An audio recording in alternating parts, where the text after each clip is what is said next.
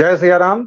देवियों और सज्जनों, आज आप थोड़ा सा बदला हुआ रुख देखेंगे प्रारब्ध के इस मंच पर, क्योंकि आज मॉडरेटर मैं हूं और हमारे साथ 3 विशिष्ट अतिथि हैं, नहीं 4 हैं। अवनीश पीएन शर्मा जी, अजित सिंह उर्फ बाबा रामदास जी, पुष्कर अवस्थी जी और रंजय त्रिपाठी जी। मोदी सरकार, सभी का बहुत बहुत प्रणाम, सभी का बहुत बहुत आभार। राम राम। मोदी सरकार 3.0 चालू हो गई है। कल शपथ ग्रहण हो गया, सारे मंत्रिमंडल ने शपथ ले ली है। विभागों का बंटवारा आज कल में हो ही जाएगा। क्या है मंत्रिमंडल की चुनौतियां, क्या है मुश्किलें, कैसे साधा गया है क्षेत्रीय संतुलन, कैसे साधा गया है, और भारत में जाति की अगर बात न करें तो बात मुश्किल हो जाएगी, तो कैसे साधा गया है जाति का संतुलन, इन तमाम बातों पर हम लोग चर्चा करेंगे।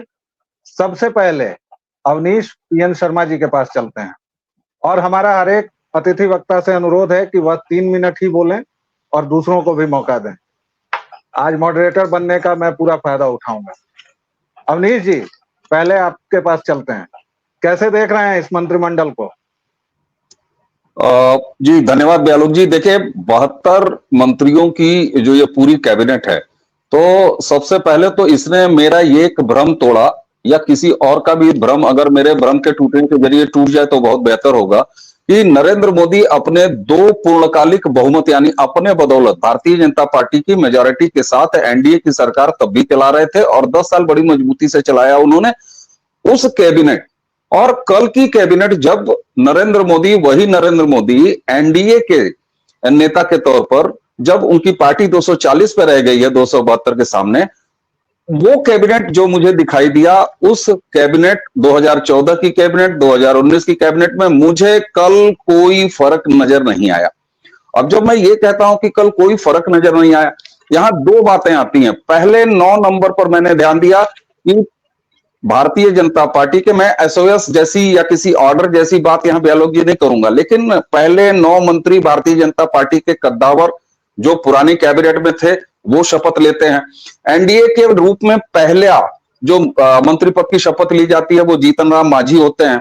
उसके बाद क्रमवार वो शपथ होती है। तो एक ये संकेत अगर लिया जाए, तो मैं एसओएस की बात फिर नहीं करूंगा कि कौन किस ऑर्डर में लिया, मैं ये बात भी नहीं कहूंगा, लेकिन पहले ही अपने कैबिनेट के साथ शपथ लेते समय 72 की एक लंबी टीम और पूरी तरीके से कैबिनेट मिनिस्टर्स, राज्य मंत्री, स्वतंत्र प्रभार और राज्य मंत्रियों से सुसज्जित सभी एनडीए के घटक दलों को रिप्रेजेंट करता हुआ, ये मुझे लगता है कि ये उतना ही विश्वास भरा कैबिनेट नरेंद्र मोदी लेके आए हैं, जिस तरीके से वो 2014 में अपनी सत्ता, अपने बहुमत के बाद भी लेकर आए थे, 2019 में अपने बहुमत के बाद भी लेके आए हैं।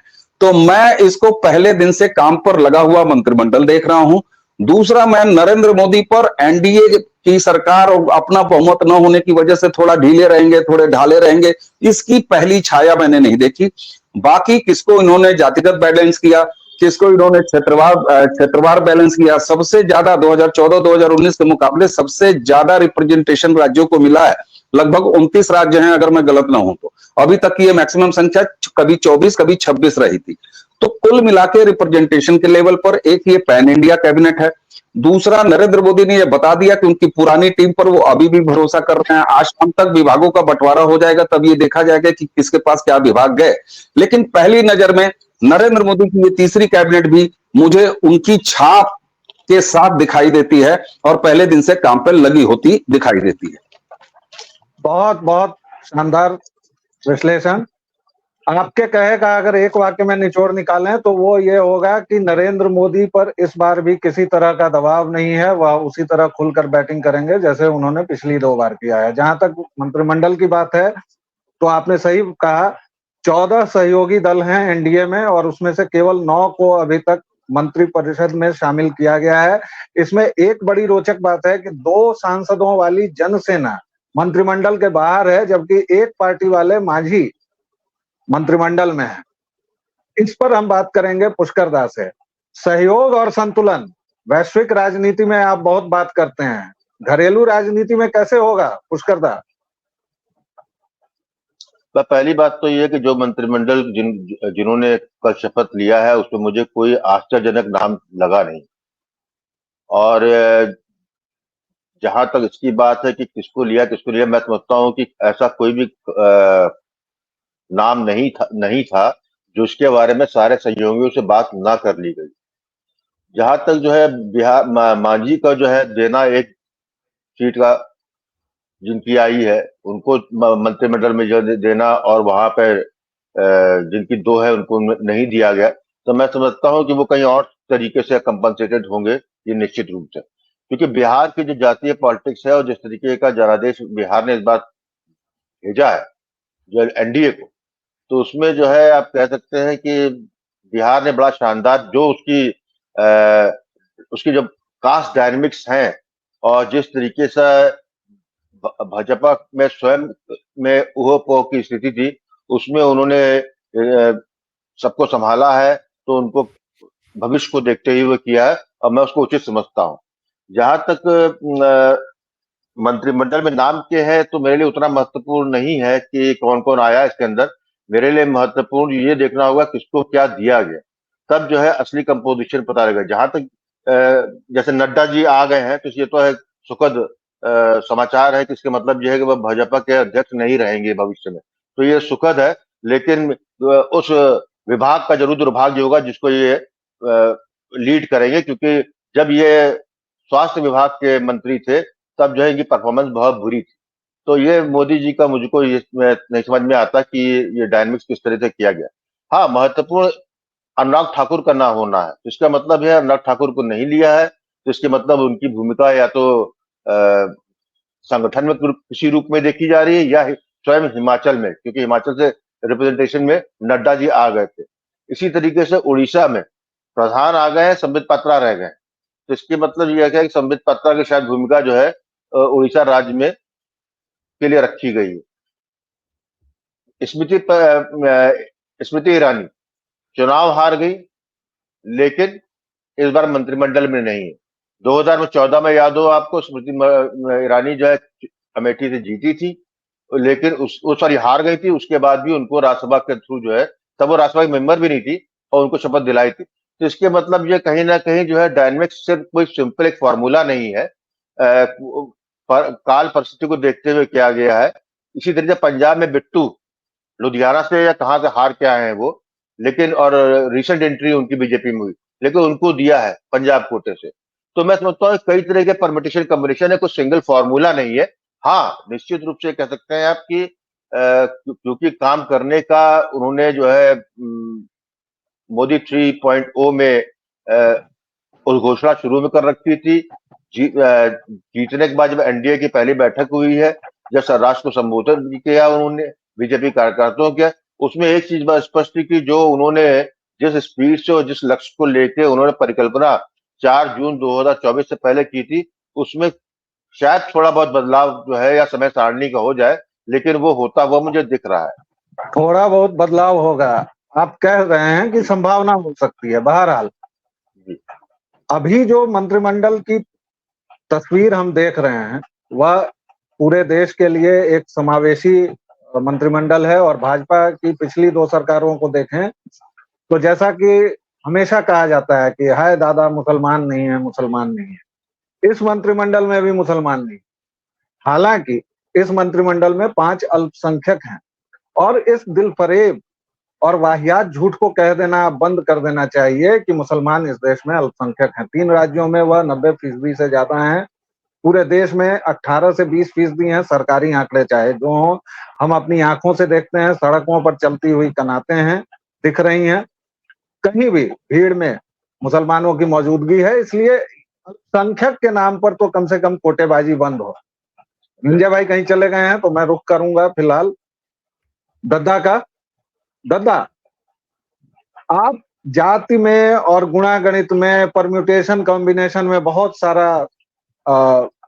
सारी दक्षता रखते हैं, जात वाले एंगल से कैसे देख रहे हैं इस पूरे मंत्रिमंडल को? हरियाणा से 5 जीते थे, 5 में से 3 को मंत्री बना दिया।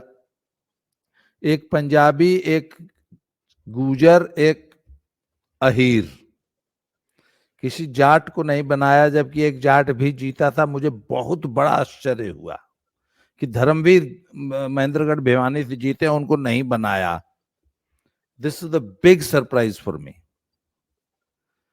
दूसरी बात, चलिए उनको बना दिया है थर्ड जनरेशन लकी स्पर्म, हमारे बागपत वाले जो हैं, दादा भी मंत्री था, बाप भी मंत्री था, बेटा भी मंत्री बन गया, बहुत बहुत मुबारक हो।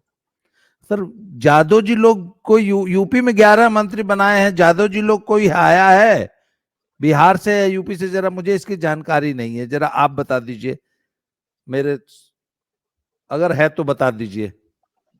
नहीं, नित्यानंद राय तो वैसे यादव ही बिहार हैं, से और नित्यानंद उसके राय बाद यादव हैं।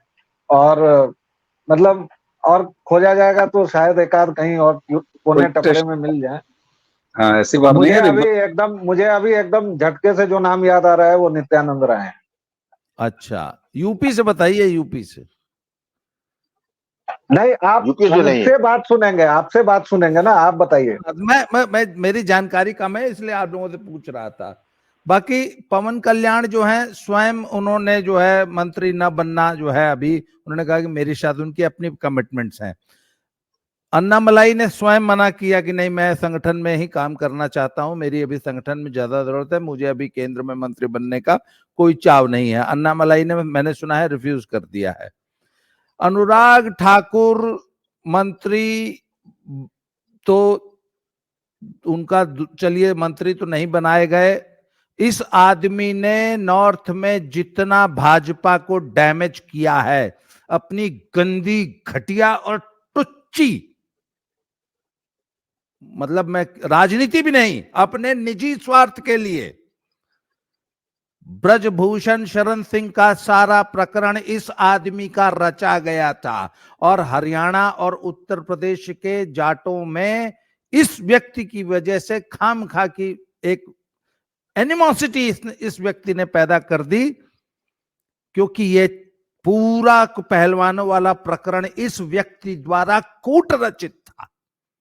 और इसको जूते मार के, पता नहीं किया कि नहीं, इस आदमी ने भाजपा का सबसे बड़ा डैमेज किया है। मैं आरोप लगा रहा हूं, बहुत अच्छा किया नहीं लिया मंत्रिमंडल में। He doesn't deserve to be. क्यों? जो आदमी अपने निजी, अच्छा पॉलिटिकल स्वार्थ के लिए भी करता तो समझ में आता, पॉलिटिक्स किया होता तो समझ में आता, सिर्फ कुश्ती संघ पे कब्जा करने के लिए दादा, पूरे जाट समाज को, दादा, जाट समाज भी, हरियाणा, उत्तर प्रदेश और राजस्थान के जाट समाज को इसने खामखा दादा, भाजपा के खिलाफ खड़ा कर दिया। हम आपके पास दोबारा आएंगे। आपकी ये जो अदा है, आक्रामक अदा, इस पर हमारे दर्शक और श्रोता बहुत मुग्ध रहते हैं। बहरहाल आपके पास हम एक बार फिर आएंगे और उसी सवाल को लेकर आएंगे। हमारा सवाल जात के बांट बखरे के हिसाब से था। आप थोड़ा अनुराग ठाकुर पर ज्यादा गुस्सा हैं, तो वो हम सबके अपने अपने ये हैं, हमारा भी कोई निशाना है, आपका भी कोई निशाना है बहरहाल, और अनुराग ठाकुर अभी नहीं है। रंजय भाई, चुनाव के नतीजे जिस दिन आ रहे थे उसके बाद एक दिन तक आप काफी उदास उदास दिखे। उत्तर प्रदेश को लेकर खास तौर पर आप कंसर्न थे, और आपने अवनीश भाई के साथ जो बातचीत की है उसमें कई सारे पर्दे भी खोले हैं कि बनारस में कैसे कम हुआ, क्यों हुआ, किस तरह की सीटें हुई। इसके बावजूद 11 मंत्री अभी पता चला है, जो बताया गया यूपी से, मतलब यूपी के साथ किसी तरह का भेदभाव नहीं किया। कैसे देख रहे हैं आप? जी, उत्तर प्रदेश से आपने भेदभाव नहीं किया, भेदभाव करना भी नहीं था। जो उत्तर प्रदेश से जो कम सीटें आई हैं, उस सीट के अलग अलग कारण रहे होंगे, लेकिन जैसे जो भी कारण रहे होंगे वो कारण अलग हो गए। लेकिन उत्तर प्रदेश में ऐसा भी नहीं है कि मतलब बीजेपी को साथ मिला नहीं है, मिला है। कुछ कुछ हल्की फुल्की जो कमियां रही, वो जनता की भी कमियां हैं, और वो भाजपा की जो कमियां रहेंगी रही हैं। तो उत्तर प्रदेश बड़ा राज्य है, उत्तर प्रदेश में ही अभी तो ऐसा तो है नहीं कि आज उत्तर प्रदेश में नहीं हुआ मंत्री नहीं बनाएंगे। 29 का रास्ता भी उत्तर प्रदेश से ही होके गुजरना है, प्लस 27 में भी उत्तर प्रदेश में चुनाव है। और जिन लोगों को मंत्री बनाया गया है वो काफी समय, लंबे समय से जीतते आ रहे हैं, और वो उसको डिजर्व भी करते थे। जैसे गोंडा से कीर्तिवर्धन सिंह जी हैं, मैं तो ध्यान मुझे नहीं आ रहा है कि वो कभी हारे हो, लगातार वो भाजपा को गोंडा सीट देते चले आ रहे हैं। उस विषम परिस्थिति में भी वो जीते हुए, जब भाजपा के उत्तर प्रदेश में शायद 10 या 11 भी सांसद रह गए थे, तब भी ये जीते थे। एक अच्छी छवि है, पब्लिक में उनका कनेक्ट है, राजघराने से आते हैं लेकिन तब भी पब्लिक कनेक्ट है, तो वो मिलना जरूरी था। जैसे अभी आप देखिए, हम लोग हार पे विश्लेषण कर रहे थे, उसमें भी जिसका पब्लिक कनेक्ट रहा है, उसका पब्लिक कनेक्ट रहते हुए, पब्लिक में उसकी छवि रहते हुए भी, या उसके अंदर में कोई नेगेटिविटी वाला जो पब्लिक ने उसके प्रति नहीं रखा, उसको नहीं रखते हुए किसी ने कितने भी साजिश किए हो, चाहे कुछ भी बड़ा रहा हो, वो अपनी सीट जीत गया है। उदाहरण के लिए ब्रिजभूषण के बेटे जो हैं, वो बड़े आराम से कंफर्टेबली अपना चुनाव जीत गए। कितनी भी साजिश हुआ, कुछ भी हुआ, कंफर्टेबली अपना लगभग 2.25 लाख के आसपास के वोटों से वो सीट जीत गए। हालांकि मुझे लगता है कि अगर बेटे की जगह ब्रिजभूषण खुद लड़े होते हो तो वो थोड़े ज्यादा वोट से भी जीतते, और शायद वो भी इस बार मंत्रिमंडल में शपथ ले रहे होते, क्योंकि तो एनीवे लेकिन उत्तर प्रदेश, आप एक चुनाव का एक झटके से उत्तर प्रदेश को इग्नोर नहीं कर सकते हैं, तो इसलिए उत्तर प्रदेश को रिप्रेजेंटेशन मिलना स्वाभाविक ही था। तो मुझे नहीं लगता कि एक झटके के कारण उत्तर प्रदेश का जो रिप्रेजेंटेशन है वो खत्म कर देना चाहिए था। एक चीज जो इस मंत्रिमंडल को लेकर और आगे की सरकार गठन को लेकर मुझे समझ में आ रही है, और इस पर मैं अवनीश जी से टिप्पणी चाहूंगा।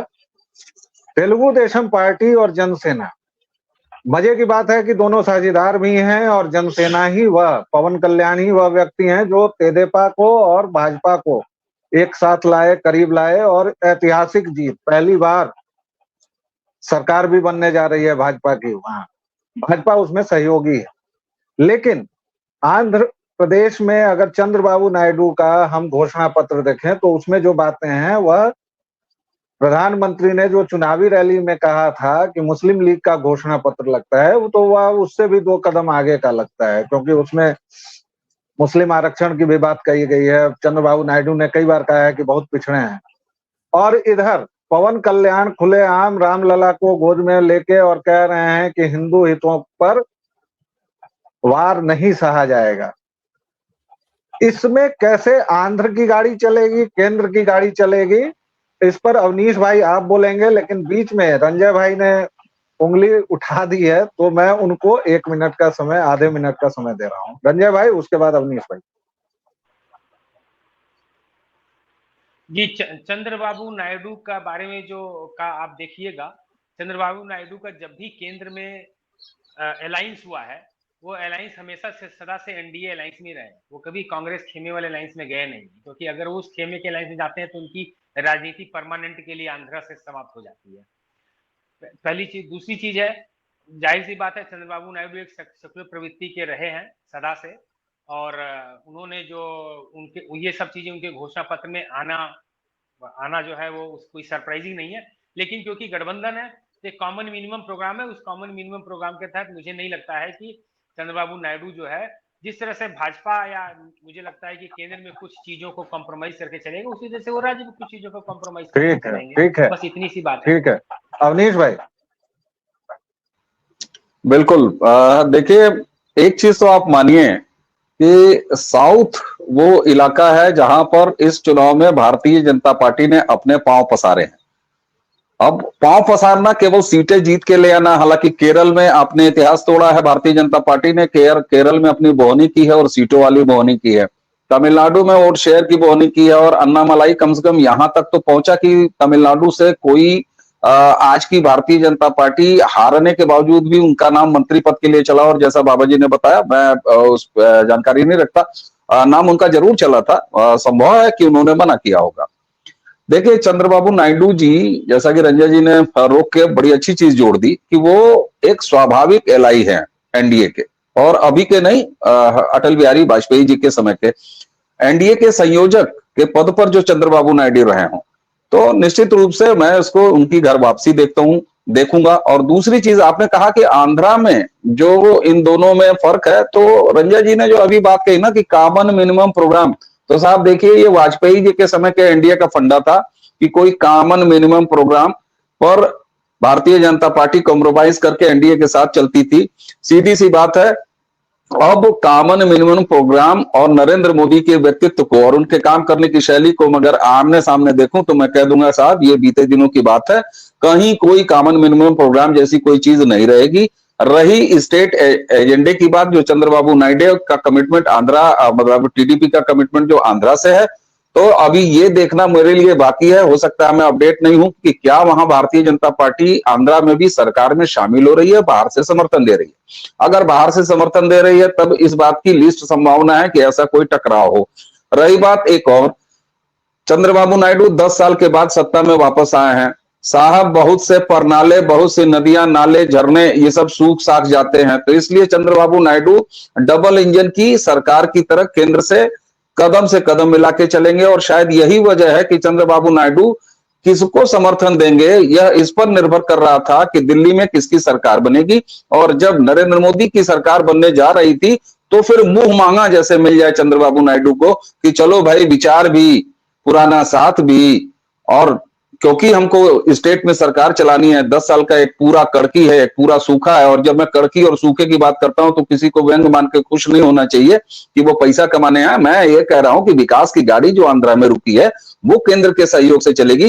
तो मैं तो ये मानता हूं कि आंध्रा में बीजेपी की डायरेक्ट सरकार न होते हुए भी मैं एक बहुत अच्छी डबल इंजन की सरकार देख रहा हूं आंध्रा में, क्योंकि चंद्रबाबू नायडू के पास विशाल अनुभव है।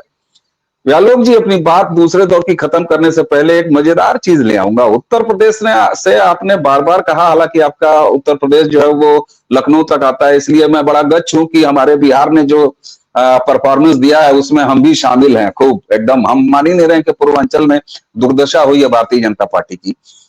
लेकिन मेरे लिए उत्तर प्रदेश के 10-11 मंत्रियों में से एक मंत्री पद बड़ा इंटरेस्टिंग लग रहा है, और वो है गोरखपुर की ग्रामीण क्षेत्र की लोकसभा सीट कही जाने वाली बांसगांव संसदीय लोकसभा सीट से चौथी बार, यहां माइंड करिएगा, चौथी बार सांसद चुन के आए कमलेश पासवान। कमलेश पासवान जी को कभी भी उत्तर प्रदेश के यशस्वी मुख्यमंत्री योगी आदित्यनाथ के खेमे का नहीं कहा जाता, आशीर्वाद प्राप्त नहीं कहा जाता। वह भी तब जब ओम प्रकाश पासवान, उनके पिता स्वर्गीय जिनकी की एक चुनावी रैली में बम मारकर हत्या कर दी गई थी, वो कभी मंदिर के, यानी जो बड़े बाबा थे, महंत जो गोरक्षपीठ है उसके बिल्कुल भक्त हुआ करते थे। लेकिन विद्रोह हुआ और विद्रोह होने के बाद से अब तक यह परिवार भारतीय जनता पार्टी में रहते हुए भी, इनकी माता भी बनी है सांसद सुभावती देवी पासवान, लेकिन भाजपा में बने रहने के साथ ही साथ कभी भी आप इनको मंदिर के धड़े का या योगी आदित्यनाथ जी के धड़े का नहीं कह सकते। तो मेरे लिए ये एक बड़ी विशेष बात है कि अगर पूर्वांचल और गोरखपुर के आसपास से किसी को मंत्री बनाया गया है, तो एक तरफ महाराजगंज जिले से पंकज चौधरी को मंत्री बनाया गया है। मैं मान सकता हूं कि लगातार जीतते आए हैं।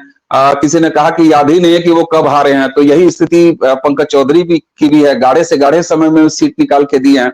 लेकिन कमलेश पासवान का राज्य मंत्री ही सही, लेकिन कैबिनेट में जगह मिलना, ये मेरे लिए थोड़ी सी इंटरेस्ट की बात है, क्योंकि भले वो चौथी बार सांसद हैं लेकिन उम्र अभी बहुत कम है और ऐसा हाई प्रोफाइल उनका मामला भी नहीं है, सुरक्षित सीट है, वहां से लड़के आते हैं। जी जी, इस बात पर कई सारे सवाल इसके साथ उठते हैं।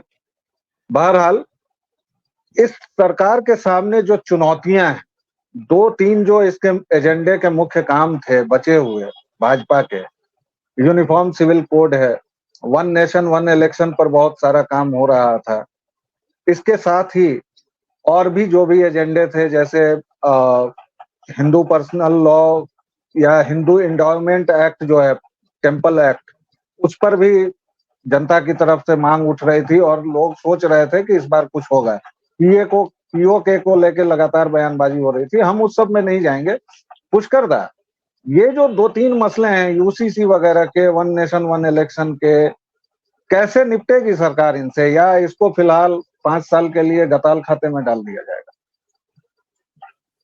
देखिए, मैं नहीं समझता कि ये 5 साल के लिए इसको जो है कोल्ड स्टोरेज में डाल दिया जाएगा। ये मुद्दे रहेंगे। सवाल इस बात का है कि ये जो उसकी शायद समय सारणी बढ़ जाए, जब मंत्रिमंडल की परिपक्वता आ जाए, दोनों में सहन शक्ति का बढ़ावा हो जाए, उसके बाद दिया जाएगा। दूसरा यह है कि यदि जो है ये जो गठजोड़ सरकार जो बनी है, ये एनडीए जो बनी है, जिसमें कि पूर्ण बहुमत बीजेपी का नहीं है, यदि जो है भविष्य के काल में 6 महीना 8 महीना में ये महसूस होता है कि ये एक्सपेरिमेंट सफल नहीं हो रहा है, तो मैं समझता हूं कि इसी तरीके का कोई एक मुद्दा जो है बड़ा एग्रेसिवली सामने फ्रंट फुट पर रखा जाएगा और उसके बाद जो है जनता के बीच में जाया जा सकता है। लेकिन ये भविष्य की बात है। लेकिन मैं इसको इस तरह देखता हूं कि कोई भी चीज जो है बैक बर्नर पे नहीं जाने वाली, क्योंकि ये एक चीज समझ लीजिए, इस बार जो एनडीए का बना है, इसमें जैसे शायद अवनीश ने कहा या किसी ने कहा कि कॉमन मिनिमम प्रोग्राम कोई नहीं बना। इसका मतलब क्या हुआ कि जिसकी जो है नीति या जो उसके उद्देश्य हैं, उस पर किसी ने टीका टिप्पणी नहीं की है। यदि ये यूसीसी और ये वन नेशन वन इलेक्शन इतना बड़ा मुद्दा होता जेडीयू के लिए या तेलुगु देशम के लिए, तो ये फिर एनडीए 3 की संभावना नहीं रहती। तो इसलिए मेरा तो मानना यह है कि सब जान रहे हैं, सब रियल पॉलिटिक्स कर रहे हैं। 2014 के पूर्व के चश्मे से हटके 2024 के परिणाम को देखना चाहिए। यहाँ पर जो है स्वयं जेडीयू और तेलुगु देशम, इनको भी अलग चश्मे से देखने की जरूरत है, क्योंकि इनका जो है जिस तरीके से, देखिए आंध्रा पे आता हूँ, आंध्रा में ओवरवेलमिंगली जीती है तेलुगु देशम, 135 सीटें लाई है, 21 जो है पवन कल्याण की जो पार्टी है वो है, और शायद बीजेपी के 8 है। जरूरत वहां पर नायडू को बिल्कुल नहीं है बीजेपी की, लेकिन नायडू ये भी जानते हैं कि अकेले कभी भी तेलुगु देशम जो है आंध्रा में 20-25 सीट भी नहीं ला सकती। उसको टॉप अप चाहिए, और वो जो टॉप अप ये सबसे महत्वपूर्ण पिछले पवन कल्याण का आया आता है रोल, क्योंकि बीजेपी से ज्यादा सख्त जो है पवन कल्याण की जो घोषणाएं है जो है, वो आप उसको कह सकते हैं कि बीजेपी का जो हार्ड विंगर है, उस भूमिका में वो वहां पे है, और 21 सीट लेकर आए वहां पे। वहां पर जो है बीजेपी की भूमिका छोटे भाई की, वो पवन कल्याण से भी छोटे भाई की है। तो ऐसी अवस्था में कुछ नहीं होने वाला है। किसी के चुनावी उसमें घोषणा पत्र में जो कुछ है वो है, जो केंद्र की नीति होगी उसके विरुद्ध जाकर जो है स्टेट में कुछ नहीं होगा, ये मेरा विश्वास है। साल 1.5 साल बाद क्या स्थिति बनती है अलग बात। इसी में एक महत्व पक्ष में जो मैंने पहली बार मैं जो कहा था कि ये बड़ा महत्वपूर्ण होगा कि किस व्यक्ति को कौन सा मंत्रालय मिल रहा है, उससे आपको जो है ज्यादा क्लियरिटी आ जाएगी कि तेलुगु देशम को कौन सा मिल रहा है, जेडीयू के लोगों को कौन सा मिल रहा है, क्योंकि यही दोनों इसमें प्रॉमिनेंट है। बीजेपी जो कर रही है, ये जो है उससे आपको समझ में आ जाएगा। नायडू को बेसिकली ध्यान हो आपको, जो गुजरात के विकास की बात हम लोग नहीं जानते थे, तब आंध्रा के विकास की बात होती थी। और चंद्रबाबू नायडू जो है एक असली में कंप्यूटर युग, या इसको कह सकते हैं सॉफ्टवेयर और का जो भारत में एज ए इंडस्ट्री जो जमी है, वो हैदराबाद में जमी थी और नायडू के नेतृत्व में थी। तो इसके मतलब विजन जो विकास के नाम पर टीडीपी का और बीजेपी का या मोदी जी का, वो समान है। तो वो कहीं कोई मुझे नहीं लगता कि जो है उसकी कीमत पे जो है कुछ और चीज महत्व होगी। तो हाँ, ये मैं अवश्य कह सकता हूं कि समय का इसके अंदर समय सारणी बदल सकती है। उसको किस तरीके से लागू करना उस पर हो सकता है। लेकिन यदि गठबंधन की सरकार में कुछ थोड़ा यदि सामंजस्य में मनमुटाव कुछ हुआ या असहजता हुई, तो मैं लगता हूं फिर बिल्कुल ये सारे एक साथ आएंगे और बड़ी तेजी से आएंगे। दद्दा, आप काफी देर से इंतजार कर रहे हैं। जाति की बात हमने वहां की थी, आप अनुराग ठाकुर पर आए। चलिए, मंत्रिमंडल में आपके पसंदीदा 3 और नापसंदीदा 3 बता दीजिए, या फिर मंत्रिमंडल को आप कैसे देख रहे हैं? ओवरऑल आप मंत्रिमंडल से क्या अपेक्षाएं रख रहे हैं? खुश हैं, नाखुश हैं? इसी पर बात कर लें। नहीं, मैं सबसे पहले 1 मिनट बोलना चाहूंगा मुद्दों पे। मुझे लगता है कि सारे मुद्दे जो एनडीए 2 मोदी 2.0 के थे, वो सारे कंटिन्यूएशन में रहेंगे। उन पे बाकायदे काम होगा, बड़ी दृढ़ता से काम होगा। सिर्फ एक मुद्दा मुझे लगता है, वन नेशन वन इलेक्शन में सबसे पहले तो मोदी और मोदी की टीम ये देखेगी विनेबिलिटी, कि अगर हम एक ही साथ सारा इलेक्शन करवा लें तो इस इलेक्शन से थोड़ा सा आत्मविश्वास मुझे लगता है पार्टी का डिगा होगा। चाहे वो अपनी ही गलतियों से हारे, 25-50 सीट जो हारे हैं, तो भैया वन नेशन वन इलेक्शन में कहीं उल्टा ना पड़ जाए और माहौल क्या होगा, एक साथ पूरे देश का इलेक्शन करा लें और पूरा देशवा हार जाए, हैं? तो ये इसको सोचते हुए अगर कुछ दिन जब तक स्टेबल नहीं हो जाते हैं या आत्मविश्वास जब तक नहीं लौट आता, मुझे ऐसा लगता है, बाकी जितने भी प्रोग्राम्स मोदी ने सोच रखे थे, मुझे ऐसा मेरा पूर्ण विश्वास है कि वो जो मोदी जी ने कहा था कि पहले 125 दिन का जो एजेंडा था वो, और उसके बाद पहले 6 महीना में जो भूचाल उचाल आने वाला था वो सब आएगा, क्योंकि मंत्रिमंडल में बीजेपी ने, मोदी जी ने ये प्रदर्शित किया है कि किसी किस्म का प्रेशर, किसी किस्म की ब्लैकमेलिंग में नहीं आए हैं। सबको अपनी मर्जी से सीटें या मंत्रिमंडल में जगह दी गई है। बाकी पसंदीदा, सर देखिए, पसंदीदा कोई नहीं होता है, सभी पसंदीदा हैं। देश का काम करने आए हैं, देश का काम होना चाहिए। पिछले 2 सरकारों में देश ने बहुत अच्छा काम किया है और हमारे पसंदीदा तो सर मोदी जी हैं, सीधी सी बात है। और मैं एक बात जानता हूँ, हाथी के पैर में सबका पैर होता है। वैसे भी व्यालोक जी, एक वानप्रस्थी को आप जो है पसंद नापसंद के दायरे में बांध रही, अच्छी बात नहीं है। फिलहाल बाबा जी को खट्टर काका के मंत्री बनने की मैं अलग से, यही सार्वजनिक में लेकिन अलग से शुभकामनाएं दे रहा हूँ। हम सभी लोग बधाई देंगे। एक पुष्कर दा, आप कुछ कहना चाह रहे हैं? हाँ, मैं 30 सेकंड लूंगा। बड़ा महत्वपूर्ण प्रश्न बाबा रामदास ने कहा कि वन नेशन वन इलेक्शन। मैं इनका उस भय को दूर करना चाहूंगा, क्योंकि 2026 में परिसीमन है, 2026 परिसीमन है, और उसके परिसीमन के साथ 33% जो महिलाओं का आरक्षण, ये जो इसको ध्यान रखिएगा। इसलिए जो है मेरा अपना विश्वास है कि हार के डर से वो नहीं हटेंगे, क्योंकि उस परिसीमन में बहुत जो मौजूदा गणित है बहुत बदलेगी मेजॉरिटी से, जिसका परिलक्षित जो है उस परिणाम में यही दिखेगा आपको, क्योंकि डेमोग्राफी के लेके काफी तगड़ा बदलाव दिखेगा आपको। और फिर महिलाओं का 33% वोट, उनकी रिजर्वेशन सीटें, तो ये तो आपको एक ध्रुव सत्य भारत की राजनीति का, कि प्रधानमंत्री मोदी जो है भारत की महिलाओं, चाहे वो 18 साल के वोटर हो या 80 साल की वोटर हो, उनकी वो पहली पसंद है। तो ये मैं समझता हूँ कि वन नेशन वन इलेक्शन जो है वो काम करेगा।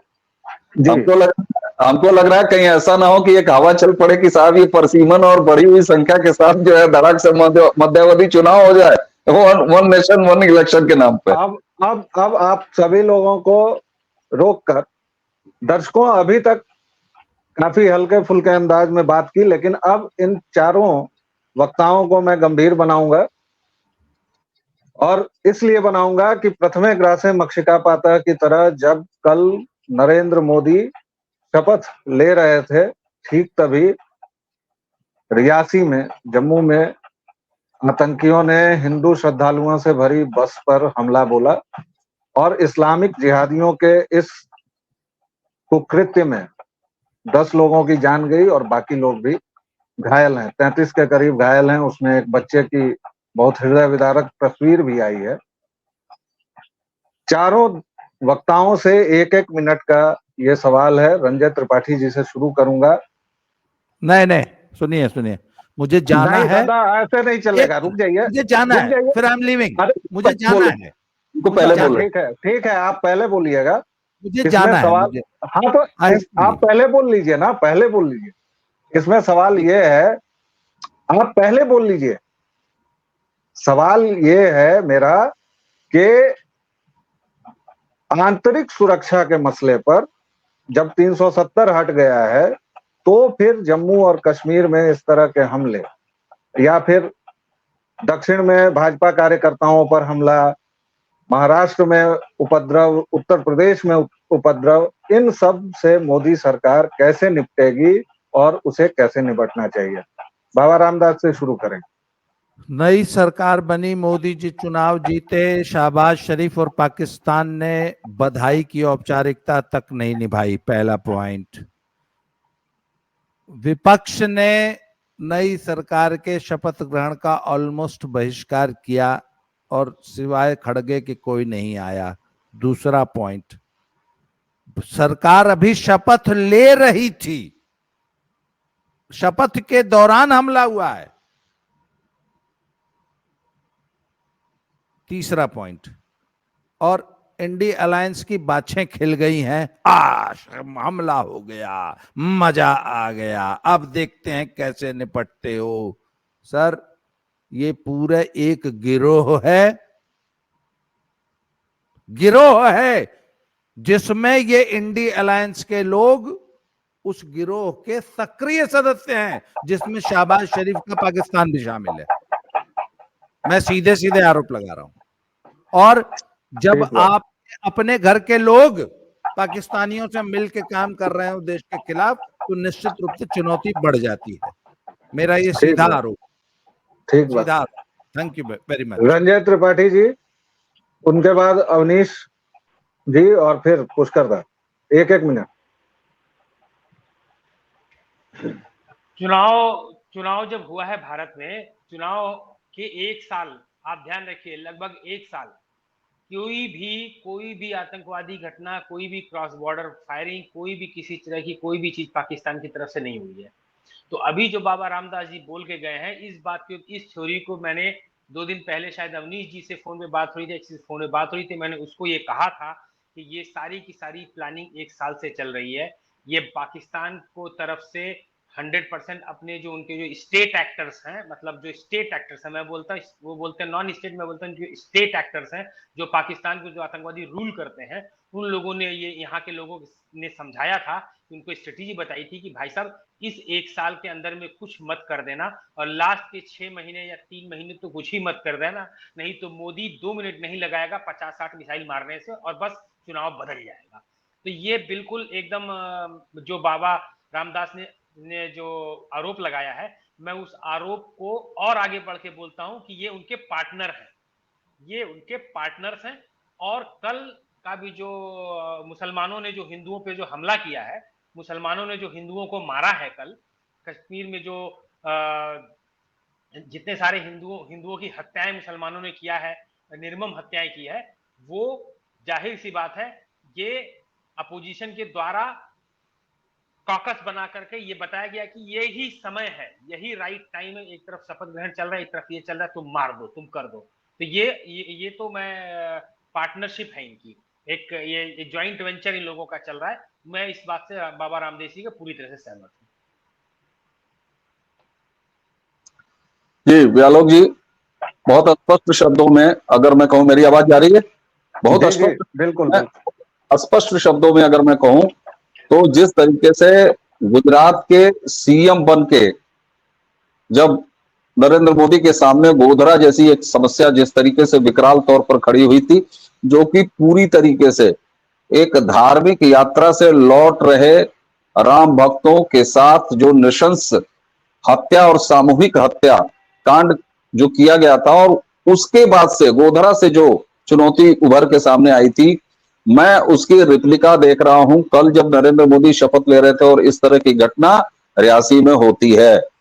यह स्पष्ट तौर पर यह संकेत था कि नरेंद्र मोदी जी की इस तीसरी सत्ता के सामने यह 2 कारण थे। एक तो हताशा और निराशा थी जो कांग्रेस और कांग्रेसी इकोसिस्टम, जिसमें कि इस्लामिक जिहादी भी शामिल हैं, वो उनके इकोसिस्टम के हिस्से हैं, अपनी हार से बौखलाते हुए संभवतः यह घटना और बड़ी हुई होती अगर नरेंद्र मोदी का बहुमत और स्ट्रांग हुआ होता, 370 वो पार कर गए होते, 400 वो पार कर गए होते। लेकिन नरेंद्र मोदी के तीसरे टर्म में रियासी की इस घटना को मैं ठीक मुख्यमंत्री तत्कालीन नरेंद्र मोदी के सामने गोधरा जैसी घटना को देखता हूं, और अब इस एकमात्र हत्याकांड से नरेंद्र मोदी 3.0 की पहचान हो जाएगी, उसके तासीर की पहचान हो जाएगी, उसकी तबीयत की पहचान हो जाएगी, और ये निश्चित तौर पर मैं गोधरा के बराबर का हत्याकांड मानता हूं। ये दूसरा गोधरा नहीं तो और क्या है। पुष्कर दा,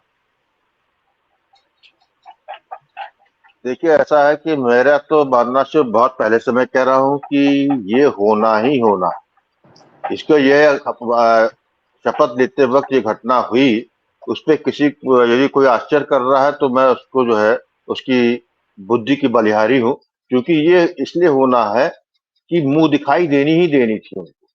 आप वो जब विपक्ष जो है हताश होकर हार चुका है, वो तो ये चीज चुनाव से पहले भारत के जनमानस में कराना चाहते थे। मैं समझता हूँ कि जो आपने कश्मीर में कल देखा है, जो जिस तरह के किया गया है, ऐसा नहीं था कि बहुत 10-20 कमांडो आ गए और इस तरह के बड़ा काम किया गया। वो जितने भी रहे जी होंगे वो जी भेड़ की खाल में छुपे भेड़िए ही थे, जो वहीं पे जी लोकल भी हो सकते हैं। बड़ी संभावना इस बात की है। जी सीमा पार से लॉजिस्टिक सपोर्ट और वो सब होना अलग बात है, लेकिन जब जी देखिएगा ये पकड़े भी जाएंगे तो मैं या तो पीओके पकड़े जाएंगे लोग, या जी स्वयं जम्मू कश्मीर के लोग पकड़े जाएंगे। जी ये शुरुआत है, और अभी जो है इसका जो है भारत की धरती पे अभी इसको जी और होना है। ये ये बंगाल शुरुआत है, में इस तरह की और चीजें होंगी।